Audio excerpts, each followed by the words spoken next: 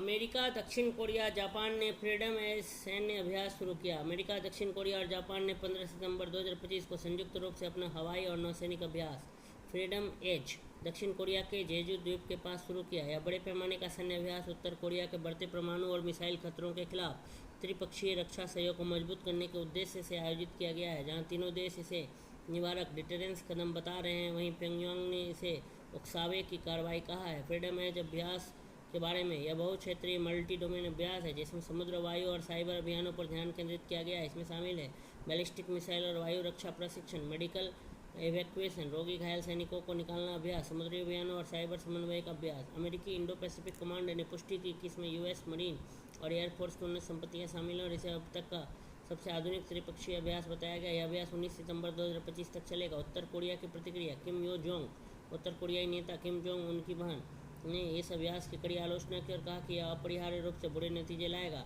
उन्होंने iron mess table top अभ्यास पर भी निशाना साधा, जो फ्रीडम एज के साथ ही चल रहा है, जिसका उद्देश्य अमेरिकी परमाणु क्षमता को दक्षिण कोरिया की परंपरागत सैन्य क्षमता के साथ जोड़कर मजबूत प्रतिरोध डिटरेंस तैयार करना है। ऐतिहासिक रूप से उत्तर कोरिया ऐसे सैन्य अभ्यासों को जवाब अक्सर मिसाइल परीक्षणों या सैन्य प्रदर्शनों से देता रहा है। रणनीतिक महत्व। उत्तर कोरिया के हथियारों का मुकाबला। प्योंगयांग की मिसाइल रेंज और परमाणु क्षमता तेजी से बढ़ी है, जो सीधे क्षेत्रीय खतरा है। त्रिपक्षीय सुरक्षा एकजुटता। यह अभ्यास कैंप डेविड शिखर सम्मेलन की प्रतिबद्धताओं पर आधारित है, जिसमें वास्तविक समय में मिसाइल चेतावनी डेटा साझा करने की योजना भी शामिल है। महाशक्ति प्रतिस्पर्धा। किम जोंग उनकी रूस और चीन से करी हुई हालिया पुतिन और शी जिनपिंग से मुलाकातों को देखते हुए अमेरिका, दक्षिण कोरिया और जापान अपनी सैन्य धुरी मिलिट्री ब्लॉक को मजबूत कर रहे हैं। चुनौतियां और जोखिम।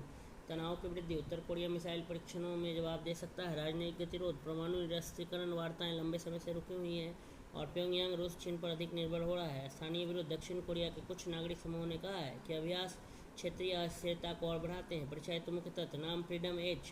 तारीख 15 से 19 सितंबर 2025। स्थान जेजू द्वीप दक्षिण कोरिया के पास। भागीदार अमेरिका, दक्षिण कोरिया, जापान। केंद्रित क्षेत्र मिसाइल रक्षा, वायु और नौसैनिक अभ्यास, साइबर अभियान।